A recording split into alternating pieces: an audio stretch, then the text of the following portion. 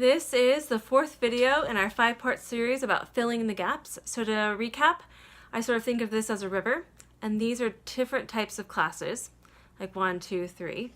And this is the start, and then we're kind of thinking of a test as like crossing this river and getting all the stepping stones that we need to get across. And some classes leave bigger gaps than others. And so what this video series is about is how do we fill those?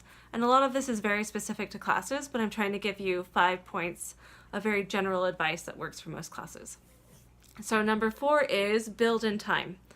So a lot of what I see happen to students is that they have these gaps and that they don't realize they have to fill them. And this does take time, but it's not urgent, especially when students move from college where this is much more expected to fill these gaps opposed to high school, where sometimes you're kind of walked across stepping stone to stepping stone, that it's important to build in time to studying because it's not an urgent feeling, but it is important.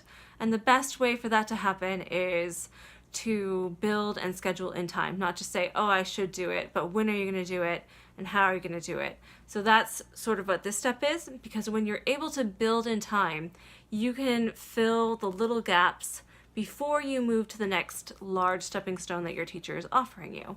And this helps you not only have materials for the tests themselves, it also prepares you to be ready for the next level of thinking or the next assignment, and this prepares you to do well without stress, or less stress at least. It's a really nice way of preparing ahead of time so your brain is primed and ready to go. It is very difficult to build in time if you don't have a schedule.